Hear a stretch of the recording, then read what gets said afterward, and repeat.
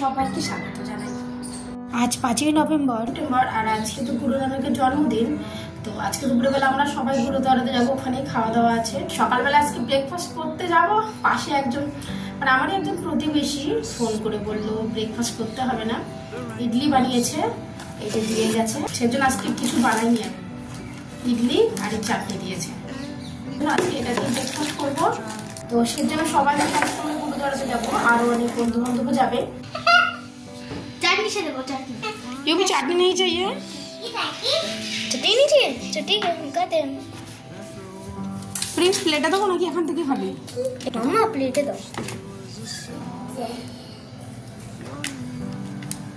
2 piece দিলো আমাকে। প্রথমে 2 পিস খেয়ে নি। ঠিক আছে, আমি নিয়ে নি। আন্টি ভালো বানায়। শোনা কেমন বানিয়েছে ইডলি? ভালো বানিয়েছে। কেউ বানিয়েছিল, সেটা ভালো বানিয়েছিল। আন্টি ইডলি ধোসা খুব ভালো বানায় না? ইডলিগুলো বানিয়েছে সেরকম একদম সফট, এই যে সফট একদম, আর একদম বড় বড়। তবে এটা ডালের বানায়নি, আজকে সুজির বানিয়েছে। আজ সকালে ঘুম থেকে উঠতে প্রায় 6টা বেজে গিয়েছিল। সকালবেলা না একটু ঠান্ডা পড়ে, একদম উঠতে মন চায় না। প্রিন্সের স্কুল ছিল না, ওর বাবার অফিস ছুটি, তাই সকালবেলা আজকে ব্রেকফাস্ট করার মতন কোনো কারণ ছিল না। তারপরে আবার প্রতিবেশী পূজার হাতে ইডলি খেয়ে আজকে আমরা দারুণ খুশি। একটা দিন সময় পেয়েছি, এই সময়টা নষ্ট করে কোনো লাভ নেই।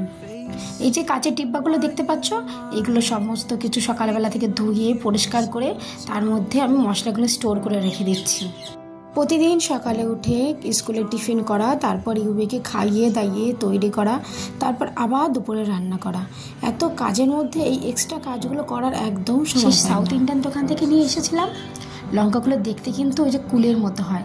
আমাদের ওখানে যে পাকা পাকা কুলগুলো হয় না, সে কুলের আচার বিক্রি হয়। একটা কাকু আমাদের বাড়িতে কুলের আচার বিক্রি করতে আসতো। পুরো কুলগুলো এরকম লাল টকটকে ছিল। আমি যদি জানতাম যে এটা লঙ্কা নয়, হয়তো আমিও কুল ভেবেই খেয়ে নিতাম। মেথির প্যাকেটটা আমরা ছুটিতে যাবার আগে শেষ হয়ে গিয়েছিল। তারপর 2 দিন আগে বাপি নতুন মেথির প্যাকেটটা এনেছিল, কিন্তু সেটাকেও এখনও কাটা হয়নি। আমরা না প্রায় রান্নায় মেথি দিই। তারপরে আমি যখন আটা মাখি রুটি করার সময়, তখন ওই আটা মাখার মধ্যে কিছুটা মেথি দিয়ে দিই। তাতে করে যখন রুটিটা হয়, তখন আমাদের বাড়ির সবাই সেই রুটি খুব ভালো খায়। বলতে পারো রান্নাঘর আমার একটা ধারালো অস্ত্র মেথি। রোজকার মশলার মধ্যে একটা জায়গা করে নিয়েছে। মশলাগুলো ঠিকমতো রাখা হয়ে গেল, যেগুলো রান্নার সময় সব থেকে বেশি আমাদের কাজে লাগে। আর বেশ কিছু মেথি এখানে বেঁচে গিয়েছিল। এই যে স্টোর বক্সগুলো, এগুলো একটু বড় আছে, এগুলোতে আমি এক্সট্রা মেথি, হলুদ, লঙ্কার গুঁড়ো যেগুলো থাকে সেগুলো রেখে দিই। আর ছোটো ছোটো ডিব্বাগুলোতে সেগুলো আমি সাজিয়ে রাখি। নিরামিষ রান্নার দিনে এই সব মশলাগুলো বার করি। সময় এখন প্রায় দুপুর 10:30 বেজে গেছে। আজকে যেহেতু পাপির অফিস ছুটি ছিল, আজকে দিয়েছিলাম ওকে একটা কাজ, এই তুলসী গাছটা আনা। যেই পার্কে ইউভিকে নিয়ে আমি খেলা করাতে যাই, সেই পার্কের পাশে প্রচুর তুলসী গাছ হয়েছিল। আমি একবার তুলসী গাছগুলো নিয়ে এসেছিলাম, কিন্তু আমি না জানতাম না যে তুলসী গাছের গোড়াতে কিছুটা মাটি দিয়ে নিয়ে আসতে হয়। আমি যেভাবে তুলসী গাছ খুঁড়ে আনতে হয় সেইভাবে আমি নিয়ে চলে এসেছি। সেগুলো আমি আর প্রিন্স মিলে লাগিয়েছিলাম, কিন্তু একটাও গাছ বাঁচেনি। আর এই দেখো সেই আমার মায়ের হাতের আম তেল, এটাকে রোদে দিতে হয়, তাই এখানেই রেখেছি। ছাদে দিই না ভয়তে, ছাদে আমাদের আছে প্রচুর কাঠবিড়ালি। একদিন আমি একটা থালাতে করে কিছুটা বাদাম শুকোতে দিয়েছিলাম। কিছুক্ষণ পরে গিয়ে দেখি বাদামের অর্ধেকটা শেষ। কতগুলো কাঠবিড়ালি এসে সে বাদামগুলো টুকটুক করে খাচ্ছে। মোটামুটি আর 10 মিনিট পরে যদি যেতাম, তাহলে আর একটাও বাদাম পেতাম না। মাটিগুলো খুঁড়ে নিচ্ছে বাপি ভালো করে, যাতে তুলসী গাছটা এবার বেঁচে যায়। আগেরবার আমার 2-3টে তুলসী গাছ একসঙ্গে লাগিয়েছিলাম, সবটাই কিন্তু নষ্ট হয়ে গিয়েছিল। আর এই তুলসী গাছটাকে আমাদের প্রিন্স একটু একটু করে সাজাচ্ছিল সময় করে। আমরা তৈরি হয়ে গেছি। আজকে আমি পরেছি একটা সুন্দর গোলাপি রঙের চুড়িদার।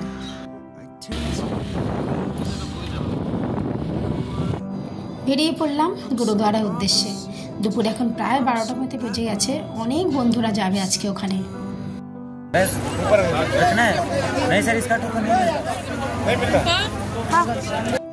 মন্দিরে এসে জুতোটা ঠিকঠাক করে রেখে এবার নিয়ম হচ্ছে এখান থেকে পা ধুয়ে যেতে হবে।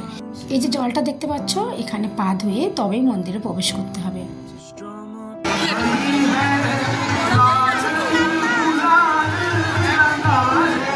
প্রথমটাই বলে রাখি, গুরুদুয়ারে ঢুকতে গেলে কিন্তু প্রথমেই তোমাকে মাথাটাকে আগে ঢেকে নিতে হবে।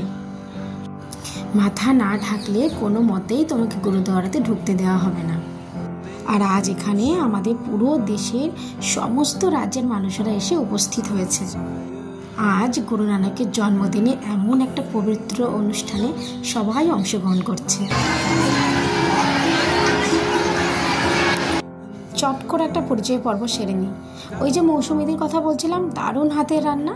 আজকে কিন্তু বেগুনি চুড়িদার যতবার দেখছো তুমি, এই দিদি আমার সেই মৌসুমি দিদি, বাড়ি আমাদের হাবড়া গাইঘাটা।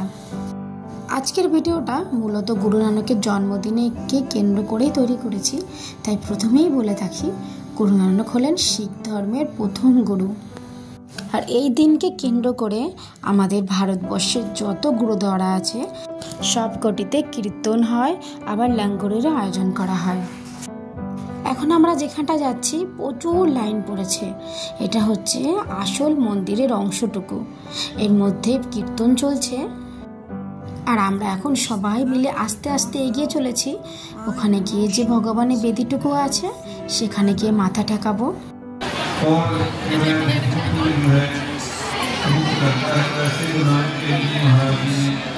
दीदी थोड़ी सी मेरे लिए भी। अच्छा कौन है भाई? आप तो आते ग्रुप चेंज कर रहे हैं अपने अपना नाम आप छुन लेके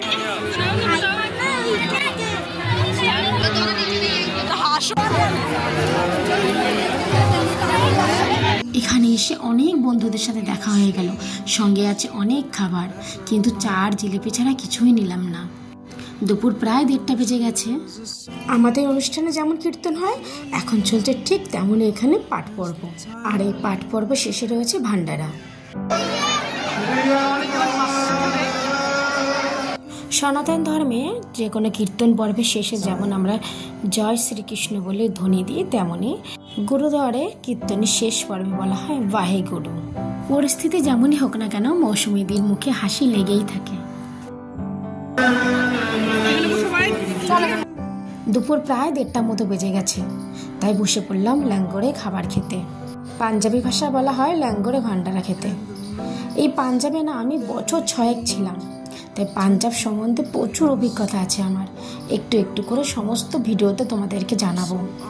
বিকেলবেলায় যখন ইউপিকে নিয়ে হাঁটতে বেড়াই তখনই গুরুদ্বারা পর্যন্তই আসি। আমাদের বাড়ি থেকে বেশি দূর না, প্রায় 1.5 কিলোমিটার মতো রাস্তা। আর আমার প্রিন্স প্রতি রোববার আসে এখানে লঙ্গরা ভান্ডারা নিতে। আজ লঙ্গরে ছিল অনেক রকম খাবার, তবে সব কিছু ভিডিও করতে পারিনি। গুরুদ্বারা নিয়ে অনেক গল্প আছে, তবে একটা ভিডিওতে আমি সেটাকে বলে শেষ করতে পারবো না। পাঞ্জাবের স্বর্ণ মন্দিরে আমরা কয়েকবার গিয়েছি।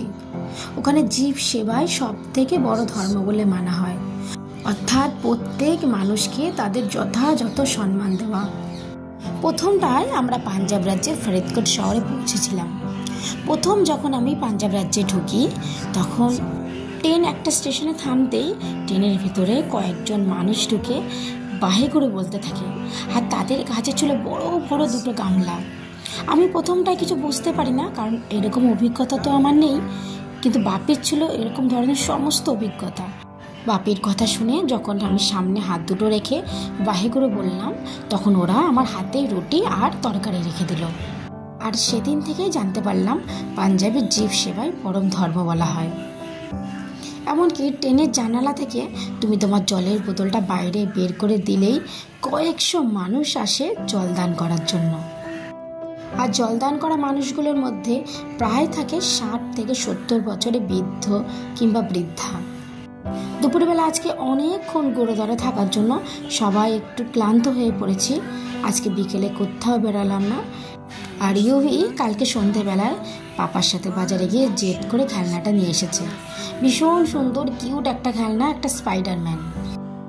এখন একটা সপ্তাহ ইউভির এই খেলনা দিয়ে সময় কেটে যাবে। ব্যাস, আজকের জন্য এতটুকু। আবার নিয়ে আসবো অন্য কোনো ভিডিও গল্পের মাধ্যমে।